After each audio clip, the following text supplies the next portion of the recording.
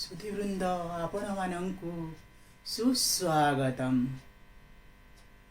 सज्जनगण आपण मानंकु सुस्वागतम।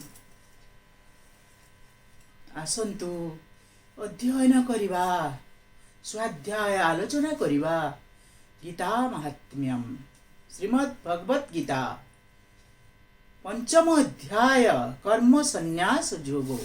कर्म संन्यास जोगो एथिरे कौन अछि ए गीतारे? जीवन रे एमिति कौनसी प्रश्न नाही जहार उत्तर पाई परिबा नाही। एठारे 18टी अध्याय रहिछि। एही पाठरे आमे साधारण मनुष्य निजको अर्जुनंक स्थान रे रखिबा एवं श्रीकृष्णंक प्रत्येक उपदेश को मानिबा निज समस्यार समाधान निश्चित रूपे खोजी पाइबा। द्वितीय अध्याय श्रीकृष्णंकर ज्ञानर आरंभ होइछि। से सारा जगत को यही ज्ञान प्रदान करिसंती एवं यही गीता ज्ञान को से प्रथमे सूर्य को प्रदान करिथिले। सूर्य तांको पुत्र मनु को प्रदान कले। मनु तांको पुत्र इक्ष्वाकु को प्रदान करथिले एवं ताहा परंपरा क्रमे यही मानव समाज तांकर ज्ञान रे उद्भासित होउछि। तेणु यही श्रीमद् भगवत गीता आमे पाठ करिबा। पाठ करिबा परे मु प्रतिदिन 2टा श्लोक पढुछि एवं 2टा श्लोकर जत किंचित आलोचना मु करूछि। किंतु जहा भी कहूछि ताहा मु बहिरु कहूछि, मो मनरु किछि कहू नाही। जोटा भगवान लिखिछंती मु सेईटा को केवल कहूछि। एवं गीता पठन करिबा शेष रे गीता महात्म्यम को मु गाउछि। कारण जने पंडित महाशय कहिले गीतायाः पठनं कृत्वा महात्म्यम नैव जः पठेत् वृथा पाठ भवेत् तस्य श्रम एव हृदा हृतः। अर्थात श्री गीतार पाठ करिबा परे जिए महात्म्यम पाठ करे नाही ताहार गीता पाठ निष्फल हुए। ओ एमिति पाठ को श्रम बोली कहा जाए। एगुड़िक वृथारे जाए। तेणु प्रत्येक श्लोक पढ़िबा परे 2टा श्लोक पढ़िबा परे मु गीता महात्म्यम पाठ करे। आसंतु गणेशं को आवाहन करिबा। ओम खर्वं स्तुलतनु गजेन्द्रवदनं लंबोदरं सुंदरं प्रस्यन्दनमधुगन्धलुब्धं मधुपद्यारुणगण्डस्थलम् दन्तागतविदारितारिरुधिरे सिन्दूरे शोभाकरं वन्दे शैलसुतासुतं गणपति सिद्धि प्रदं कामदम्। ओम श्री परमात्मने नमः। ओम पुण्यमदः पुण्यमिदं पुण्णात् पुण्यमुदच्यते पुण्यस्य पुण्यमादाय पुण्यमेवावशिष्यते। वसुदेवसुतं देवं कंसचाणूरमर्दनं देवकी परमानन्दं कृष्णं वन्दे जगद्गुरुं। नारायणं नमस्कृत्य नरं चैव नरोत्तमं देवीं सरस्वतीं व्यासं ततो जयमुदीरयेत्। मूकं करोति वाचालं पङ्गुं लङ्घयते गिरिं यत्कृपातमहं वन्दे परमानन्दमाधवम्। गुरु ब्रह्मा गुरु विष्णु गुरुदेव महेश्वर गुरुः साक्षात् परं ब्रह्म तस्मै श्री गुरवे नमः। अज्ञानतिमिराधस्य ज्ञानाञ्जनशलाकया चक्षुरुन्मीलितं येन तस्मै श्री गुरवे नमः। प्रपन्न पारिजाताय तत्र वित्रिकपाणये ज्ञानमुद्राय कृष्णाय गीतामृतदुहे नमः। गीतामृतदुहे नमः।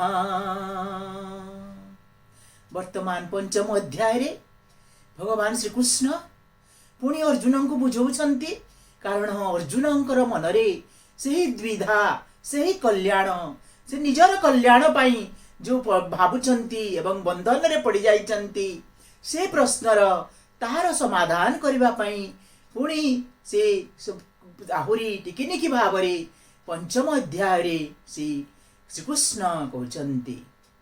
भगवान उवाच ज्ञेयः स नित्य सन्न्यासी जो न द्वेष्टि न काङ्क्षति निर्द्वन्द्वा हि महाबाहो सुखं बन्धात् प्रमुच्यते। हे महाबाहु, जो मनुष्य कहा प्रति द्वेष करे नाही कि किछि आकांक्षा रखे नाही ताकू नित्य सन्यासी बुझिबा उचित, कारण द्वंद्वातीत मनुष्य सुखपूर्वक संसार बंधनरु मुक्त होई जाए। महाबाहु काहाकू महाबाहु कहउचंती भगवान श्रीकृष्ण अर्जुन को कहउचंती, कारण परम धर्म माने परम जगतर कर्ता परम ईश्वर श्रीकृष्ण होउचंती तांकर मित्र परम मित्र एवं अजात शत्रु धर्मराज युधिष्ठिर होउचंती तांकर बड़ भाई। तेणु तांको महाबाहु माने महाशक्तिशाली तमे बोली भगवान तांको संबोधन करुछंती।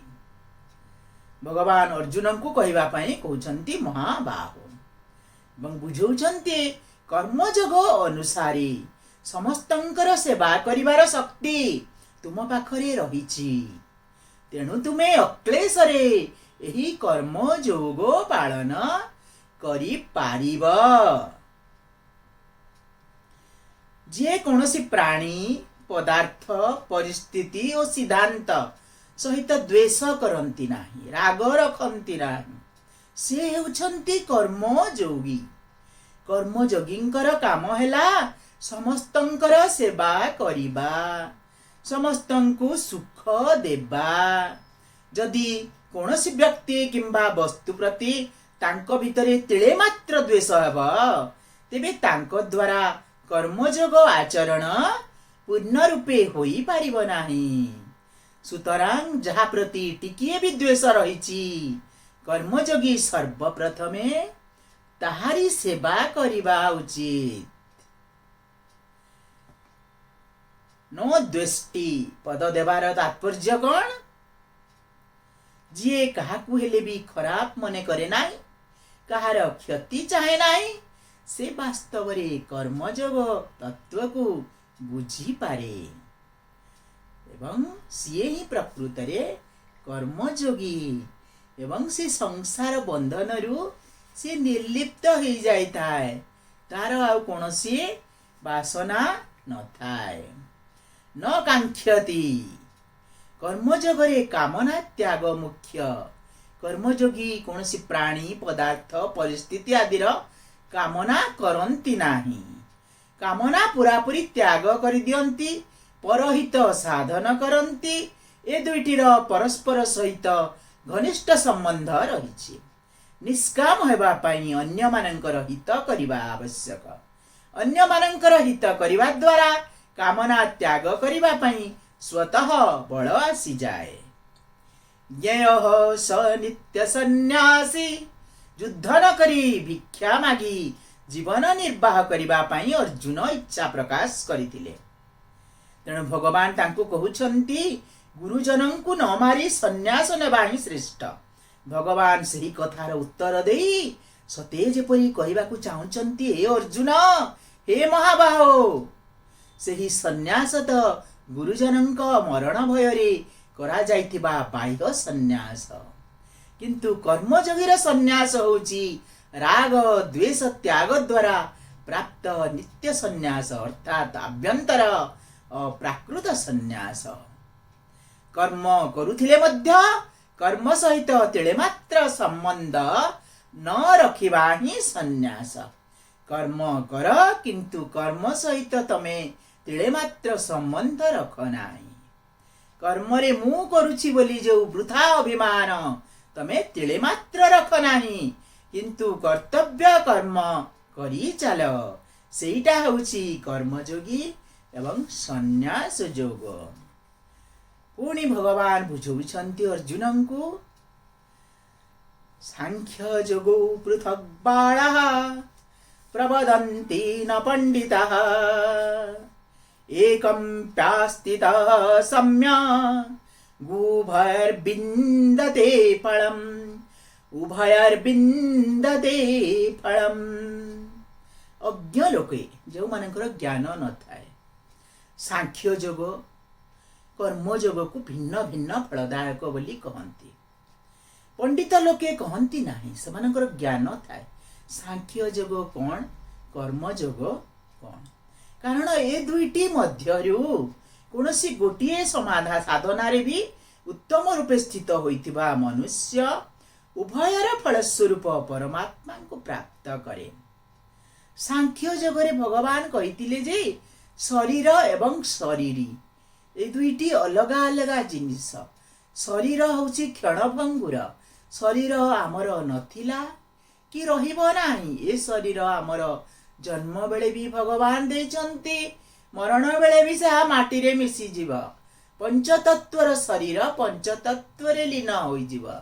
किंतु आम ठारे जो आत्माटा रहिछि शरीरटा रहिछि ताहा परमात्मांक सहित परमात्मांकर आड़कू गति करिब। जदि से सत ज्ञान सत पथरे जाए ताहाले ताहा से आत्मा परमात्मा रे लीन होई जीव।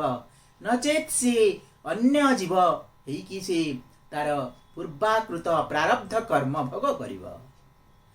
सेटा हला सांख्य जगरे भगवान कहिचंती। कर्म जगरे कहउचंती कर्म करि चाल किंतु कर्म रे तमे लिप्त रह नाही, कर्म बंधन रे लिप्त रह नाही। कर्म जगरे कहउचंती। तेणु भगवान कहउचंती ए दुईटी जाक जोग मध्यरु जो गोटिए भी जदि जार ज्ञान अछि से सेतिकी रे भी परमात्मा को पाई परिबो। गोटिए कर्म रे भी से परमात्मा गोटिए ज्ञान थिले भी से कर्म परमात्मा को से पाई परिबो। कर्तव्य कर्म करिबा कर्म जोग एवं किछि न करिबा होछि ज्ञान जोग। दुईटा जिनिस अछि। किछि न करिबा ज्ञान जोग खाली ज्ञान आहरण करिबो संसार रे निर्लिप्त हेकि रहिबो आ भगवानंकर सब बेले आराधना करूथबो ज्ञान जोग। कर्तव्य कर्म करिबो संसार रे रहिछ अन्यर सेवा करिबो अन्य हित पई काम करिबो कर्तव्य कर्मटा कर्म जोग। किछि न कले जेउ तत्व प्राप्ति हुए कर्तव्य कर्म कले मध्य सही तत्व प्राप्ति हुए। तेणु करिबा एवं न करिबा केवल साधन, या द्वारा जेउ तत्व प्राप्ति हुए ताहा साध्य। ज्ञान थिले भी मनुष्य परमात्मा आड़कू गति करिबो एवं कर्तव्य कर्म कले मध्य से परमात्मा आड़कू गति करि पारिबो। संपूर्ण गीतारे केवल एही श्लोक रे ही अविनाशी तत्व पई फल शब्द प्रयोग व्यवहृत होइछि। फल शब्दर अर्थ परिणाम। कर्म जोग और ज्ञान जोग उभय साधनार प्राप्त होतबा तत्व को फल कहिबार उद्देश्य हला ए दुईटी जाक साधना रे मनुष्यर निज उद्यम मुख्य। ज्ञान जोग रे विवेक रूपक उद्यम मुख्य एवं कर्म जोग रे परहित पई करा जाउतबा क्रिया रूपक उद्यम मुख्य। साधकर उद्यम और परिश्रम सफल होइतिबारु एहार फल कुहागला। एहार फल नाशवान नुहे। कर्म जोग एवं ज्ञान जोग उभयर फल होछि आत्मज्ञान बा ब्रह्म ज्ञान। जय श्री राम जय श्री हरि कृष्ण। हरे कृष्ण हरे कृष्ण। वर्तमान पढ़िबा आमे गीता महात्म्यम। गीता शास्त्रमिदं पुण्यम जह पठित प्रजतः पुमान् विष्णु पदं वाप्नोति भयोशोकादिवर्जितः। गीता अध्ययनशीलस्य प्राणायाम परस्य च नैव सन्ति हि पापानि पूर्वजन्म कृतानि च मलनिर्मोचनं पुंसां जलस्नानं दिने दिने सकृद्गीताम्बसि स्नानं संसारमलनाशनं गीतासु गीतकर्तव्या किमन्यैः शास्त्रविस्तरैः जास्वन् पद्मनाभस्य मुखपद्मात् विनिःसृता भारतामृत सर्वस्वं विष्णुर्वक्त्रात् विनिःसृतं गीता गङ्गोदकं पीत्वा पुनर्जन्म न विद्यते सर्वोपनिषदगाव दग्धगपालनन्दनः पार्थवत्स सुधीर्भक्ता दुग्धं गीतामृतं महत् एकं शास्त्रं देवकीपुत्रगीतम् एकदेव देवकीपुत्र एव एकमन्त्रस्तस्य नामानि जानि कर्मापेक्यं तस्य देवस्य सेवा हरिओं तत्सत् सर्वे भवन्तु सुखिनः सर्वे सन्तु निरामया सर्वे भद्राणि पश्यन्तु मा कश्चित् दुःखभाग् भवेत्। ओम शांति शांति शांति।